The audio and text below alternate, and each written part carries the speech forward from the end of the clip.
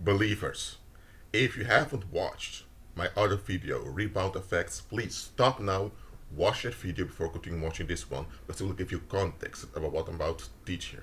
Thank you.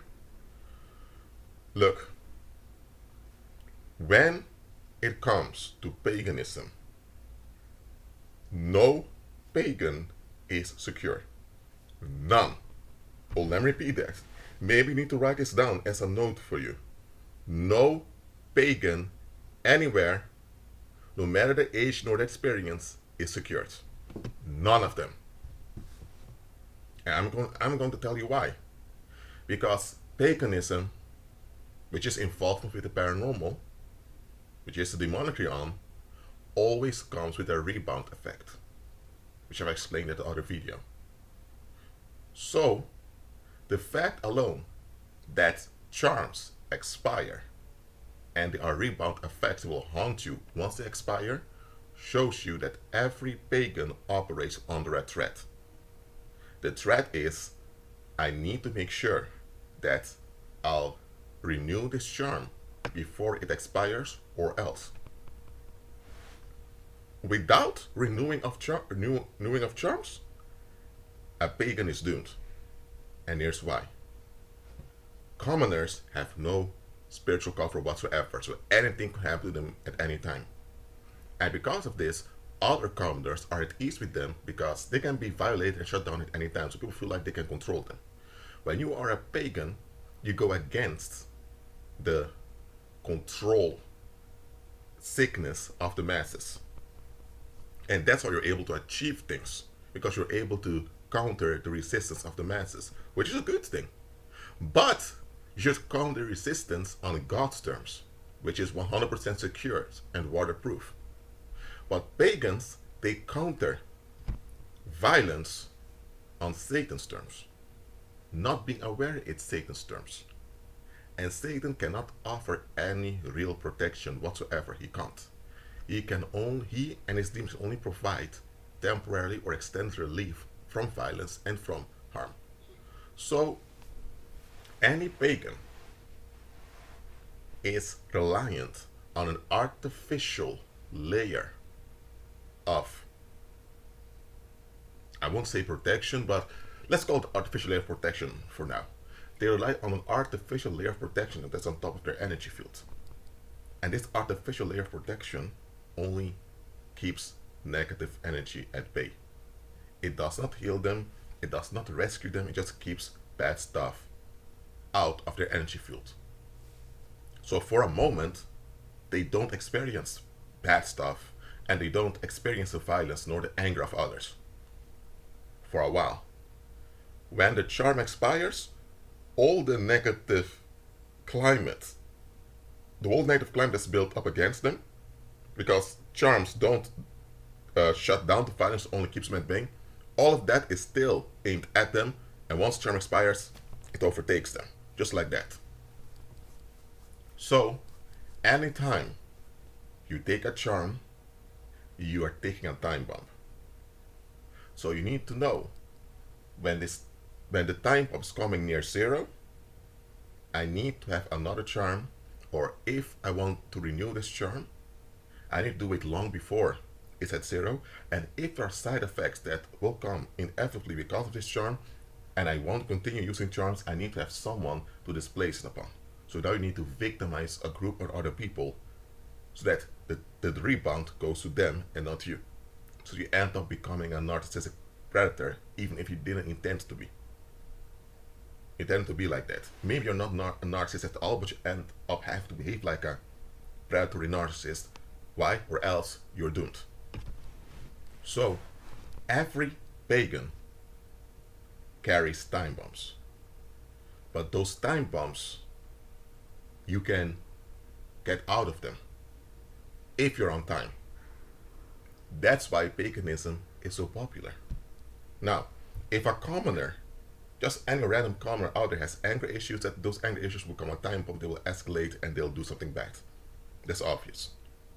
That is a inner time bomb that they're carrying.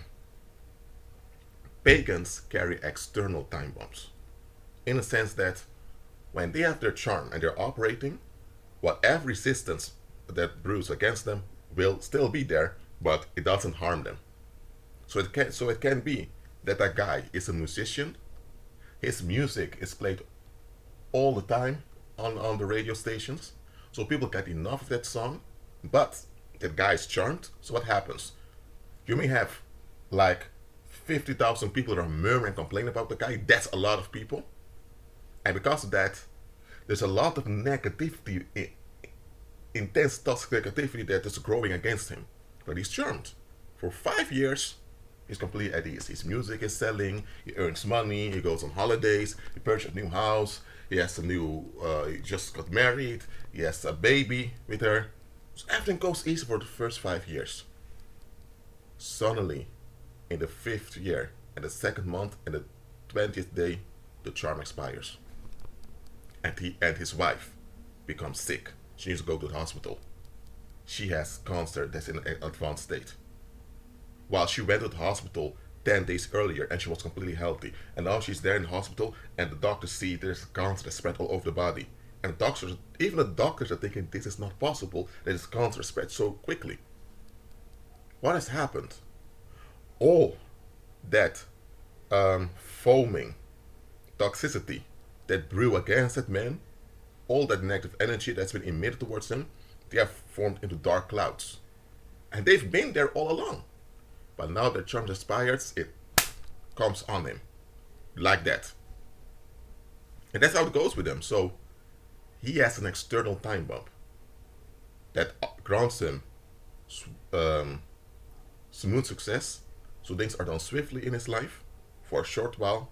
But he knows after a few years or maybe after a few months, and some charms are very tiny charms that only work for a few days, they know it has expired. And when it's expired, it will haunt them with interest. And there are pagans who have mental issues that or unresolved issues that aren't dealt with. So those time bombs, inner time bombs, are kept at bay by charms also.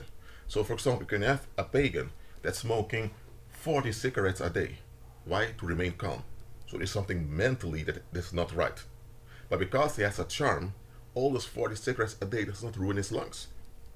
And people looking at him thinking, how could this guy smoke 40 cigarettes? Cigarettes of a brand that makes the worst cigarettes.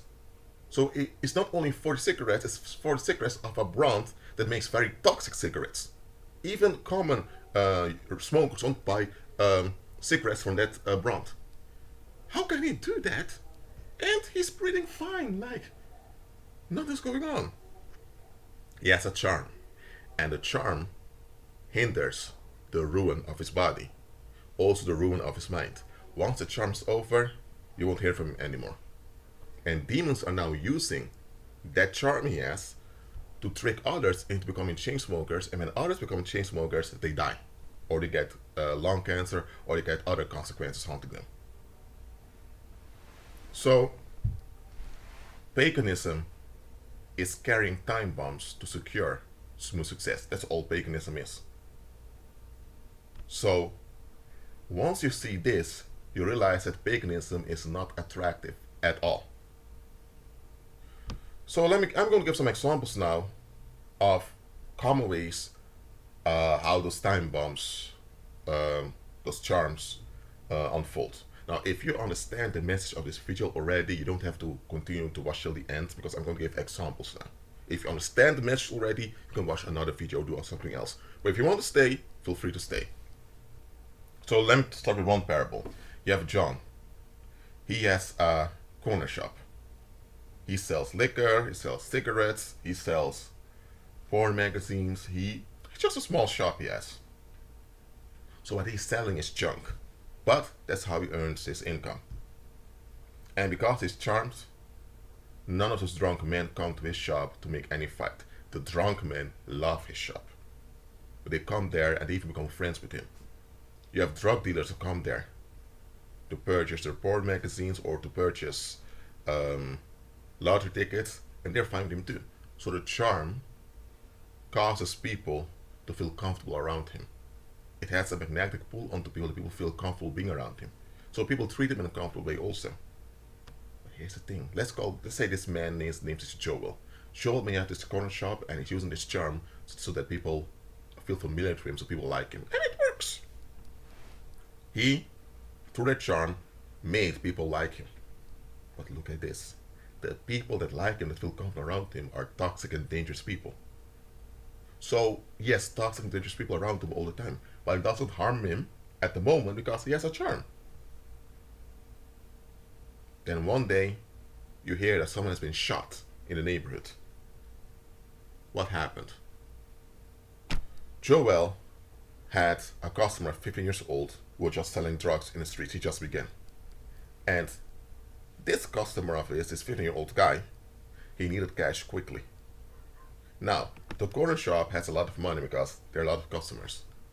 For a long time, this 15-year-old intended to rob that place because he has a gun, but he never dared to do it because he felt uncomfortable. That was the charm that made him charm of that Joel that caused him to be uncomfortable doing that. Then Joel thought, you know what? Next week this charm's going to expire. It's been 5 years. I'm going to that witch doctor in the capital by Sunday to pay my dues, to slaughter an animal, or do whatever ritual needed. Then I can get another 5 years of ease. He was about to do that on Sunday, because at Monday the charm would expire. Then would be exactly 5 years. That's what he was told. But now the charm has been fading 2 weeks in advance.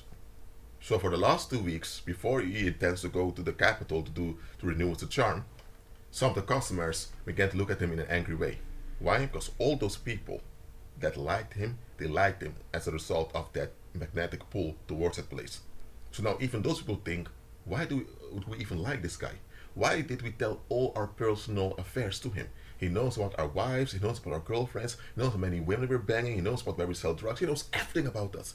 Why does he know everything about us? Oh, we told him everything about us. Why did we tell everything about us to him?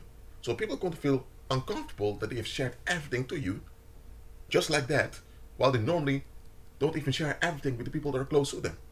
So now those people are going to think, what's going on that we are so open to this guy? The charm is fading.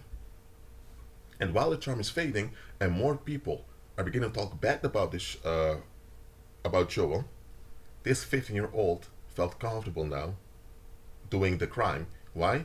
Because when everyone speaking well of Joel, he knew if he robs Joel, and many of those drug dealers like Joel, those drug dealers will come after him.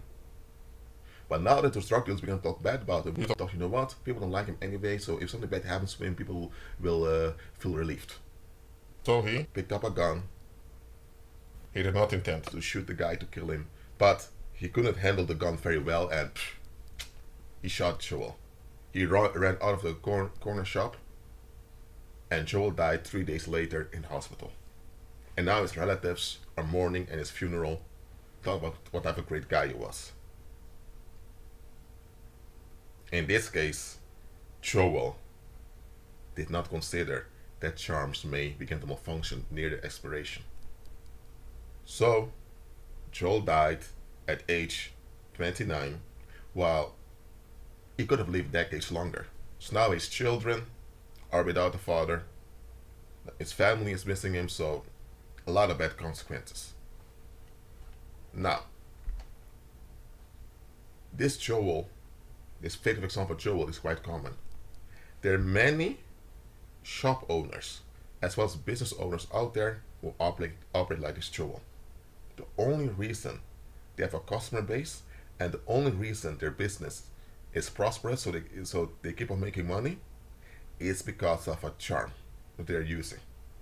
That's why many of them will put pentagrams at the windows of the shops, or they will put some Catholic saint over there, or some Buddha statue. They'll do things to signify to other pagans that they are covered.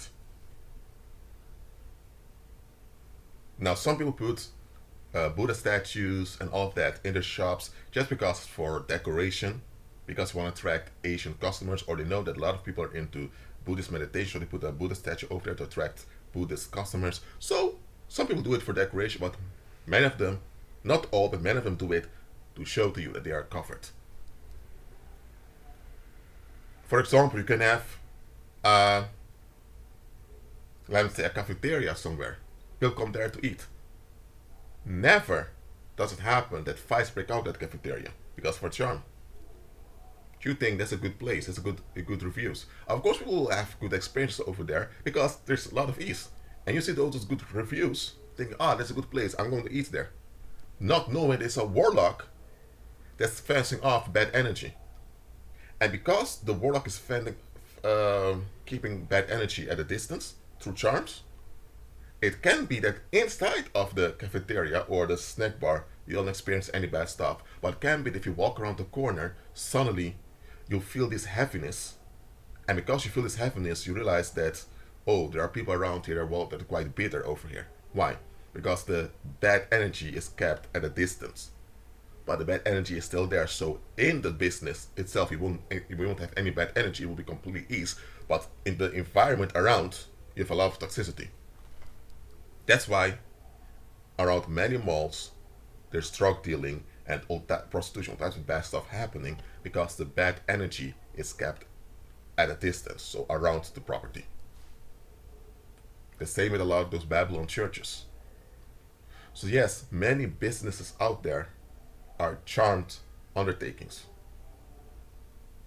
And some of those business owners are malignant in the sense that when the rebound comes, they'll put it on a customer or on a business partner. That's why there are places where you enter as a believer, you feel uncomfortable the moment you enter in. Now listen to me, believer. If you enter in a place and instantly you feel quite uncomfortable, or instantly you feel like you're in danger, leave that place. I'm telling you, leave it. Because what you're feeling is reality. That is what's going on. But you see there's ease all around you, think, why do I feel so uncomfortable by entering this place? Because there's a rebound coming to that place. It's not coming to you, but you sense the rebound is coming. All the other people there are completely at ease, but you, the believer, whose energy, whose inner radar is so strong, you sense through the charm. So through the charm, you sense what's going on, and you think, no, no, no, no. I need to get out of here. That's a warning signal. And here's the thing. If you, as a believer, keep visiting that place, despite how you feel, you'll be promoted that place unaware. And when others who are not covered, who are not protected, go to that place and the rebound happens, they may become victimized. That's why you feel it ahead of time, that you'll get out of there, so that you won't unconsciously trick people into danger. So believers need to pay attention to the inner radar on a daily basis. It can be that someone is calling you on the phone. So your phone rings. So you think, who is it? So when you're walking towards your phone to pick up your phone, you feel some weird magnetic tension already. You look at the number and you don't recognize the number. And if you don't recognize the number, or it's an unknown number, so they're calling private, and if they call private, I won't even pick up the phone. What is this? That people are calling you, but they don't want you to know who they are. Because if you know who's calling you, you may decide, I want to decline it. So they don't want you to decline. They're actually forcing you to talk to them. Now, even if it's the police or someone that needs to talk to you urgently, they will tell you, we need to talk to you urgently. That's why they will show their number. And if they can't find you, they'll leave a voice note, a voice message, or a text message to tell you, we need to talk to you. If it's a really urgent thing that they need to talk to you, they will show who they are. Why won't people show who they are, but they're calling you? I don't go wearing a mask to someone's address, right? Ring someone's bell, but I wear a mask. I don't want them to know who I am. I don't do that, right? So why are they doing that through the phone? If it's unknown, I can want you to pick it up. But if you do recognize the number, but you get this weird magnetic tension, don't pick it up. Why? Because you're sensing something that's about to happen. Pay attention to your inner radar. Okay, let's go to another example. Let's say you have this girl called Jane. She has good success in school, in college, at the workplace, with the man she's dating. Everything goes smoothly. And she's quite promiscuous. Since she was a teenager, she's all over the place, literally. sleeping around with various guys, sometimes even girls, at the pub, at the club, in the garage. Man, she's all over the place. She wears makeup. She's quite sexy. She's considered hot. She gets all the attention. But what people don't know is that she's a witch using charms. She's addicted to sexual attention. She's a sex addict. And she has emotional frustrations that need to be dealt with. But she gets relief by sexing around, playing around, doing all of that. And she has a charm that keeps her covered. This may go on for several years. And there are other women who see this and begin to copy her behavior, and they get involved with bad boyfriends that beat them up, or they end up contracting sexually transmitted diseases, or they end up becoming pregnant and the guy leaves them. So demons are using them to trick other women into destruction. One day, this Jane, let's call it like that, one day this Jane wants to settle down. She falls in love with a kind guy. And she's with the guy. But shortly after marrying the guy develops a liver disease. And before that, the guy was completely healthy. Since he married her, he has a liver disease. What's going on? She realized that her lifestyle, sleeping with other people's boyfriends, other people's husbands, playing on people's and all of that, scamming people, she realized that there are a lot of angry people against her. So all the bad attention, all the negative, all the frustrations that are built up against her are going to haunt her. And she knows that because she's a witch, she can't keep on renewing charms forever, because witchcraft is of lower quality than black magic. Because in witchcraft, the woman is inverting her femininity to get demonic aid. So she knows she can't do that for long anymore. So her way out is to find a man, and because she's now in the energetic influence of her husband, whenever rebound comes, the husband will receive the rebound. And the husband gets sickness, even if they have a child or two. The children will also notice that dad is often sick, and she'll be seen as the loving wife taking care of her sick husband. That's the image the world will see. What the world doesn't see is that she put him in that position so that she could escape the consequences of her lifestyle. So she's really a witch that's taking advantage of his lack of knowledge to get away from the bad consequences of her lifestyle. And her children even think that mom is so kind and loving, all of that. They don't know any better.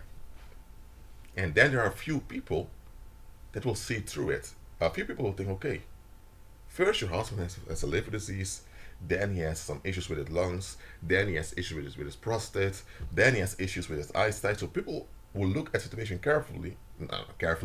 People who are watchfully, I will stop using the word careful. People who are watchful to the situation,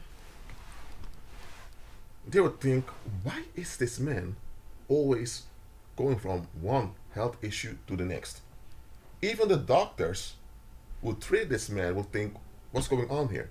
It's not biologically possible to go from one medical ill to the next just like that over and over again. So even the doctors realize something is off here. And people will pay attention, realize, okay, the husband is always sick. The wife is always happy, at ease. And then people will look at the situation and think, hold on a minute.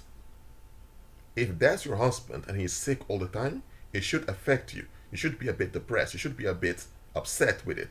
So you cannot go around being happy and smiling all the time while your husband is sick all the time. So people will look at it who are watchful towards it will realize, this is off. And those who keep on looking realize, oh, this was going on. He is the mule that she used to transfer her trash onto. So now he's perishing and she is at ease. And such things happen. And that's why I'm telling you, single believe no, the word single is quite worldly, but unwed male believers out there, if a woman suddenly out of the blue has a lot of sexual interest in you, and she keeps on contacting you, she won't leave you alone, don't think it's a good fortune. Because women are not designed that way to be so aggressive like males are. So if she's acting manly in pursuing you, that's a big red flag, believers. That's a very big red flag. Ask yourself why. In the world, worldly men often see that as good fortune, especially if the woman chasing them is what they consider hot in the world. They will think, whoa, I got the jackpot. No, you got a time bomb in which at explosion you're the one being ruined, and she then will continue with the next target. Such things often happen. And there are times those charms will backfire on the witches. For example, you can have a witch that has her own business. The business goes well since she's a teenager. She's a teenager. She's been having that business. She's been an entrepreneur for a long time. She got involved with a guy at age 20. She's remained with a guy for 20 years. And after 20 years, suddenly she realized that the charm's not working well anymore. The guy's not noticing all her BS. And then she remembers that she used to have an ex-boyfriend that she dated for 2 weeks, who's now living in another country. And this ex-boyfriend just got divorced. His life is falling apart. And she thinks, let me contact him. She contacts him, and the two suddenly have a flame again. They want to see one another, and she thinks, you know what? I'm going to dump this guy I've been with for 20 years to go to that guy just to escape this whole situation. But before she has the chance to escape, the guy she's with now goes through her email and finds out she's cheating on him. She plans to leave, and the guy loses his mind and kills her. And the guy even gets rid of the body so nobody notices it. And she goes missing. You think, where is she? Where is she? Did she leave her husband or boyfriend just to cheat on him? People don't know what's going on. Until later, her body is found. And people realize, okay, she was killed. And then people will chill the boyfriend or husband. And people think, oh, such a poor woman. She had a lot going for her. Nope. Or it may happen that she isn't killed, but the domestic violence increases. Now she's beating up over and over again. And those who are being traumatized, she eventually escapes the guy, and then she ends up with another guy that does the same. So those witchcraft charms tend to backfire in very severe ways. It can also be that you have a community, small community, like a village or something, that uses charms to keep things at bay. So what am I saying with all these examples? No pagan is secure. None. They all carry external time bombs. Now, for a while, on the short term, they do have smooth success. So they do have things going for them. But that's on the short term. And if you are around them in that short term, you may even benefit from the smooth success they're having. If you're in high school and there's a witch that's popular and you're around her, you may avoid becoming the target of bullies because you're around her. And she may even get dates because all the guys are looking at her all the time. And because you're around her, guys also look at you, and she may end up dating a guy because you are around her. That guy noticed you also, so the guy thought, who is she? So, on the short term, you can even benefit from being around a pagan. But look at this. The rebound always comes.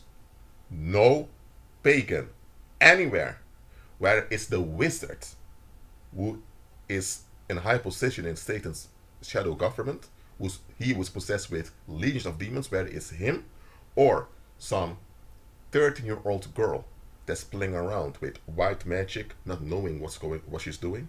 No matter what the level nor the age or experience is, no pagan is secured. None of them. Those that are secured are believers. Believers are the only ones on the earth who are secured. As a believer, God will tolerate bad stuff to be done to you or bad stuff to happen. So you will go through some difficulties and some uncomfortable times, I mean. But because you walk by faith, you learn to walk in the resurrection power of Christ and you overcome all of that. So eventually it all works out well and you're at peace and you're at ease. You can go to bed at night and sleep completely at ease, not having to worry about anything. Why? Because there's no rebound coming. There are no after effects nor side effects will haunt you. The pagan can go to bed and sleep at ease for a few months until they notice symptoms that, oh, the charm is working out. Oh, I need to renew it. So believers, never look up to pagans as your example. You can be inspired by pagans by how practical they are and how they deal with difficulties, but never look up to pagans, because what you have in Christ far exceeds the counterfeit that Satan has provided them. Because what Satan has provided them is a time bomb. What you have is real security. So walk in your real security. Be at peace.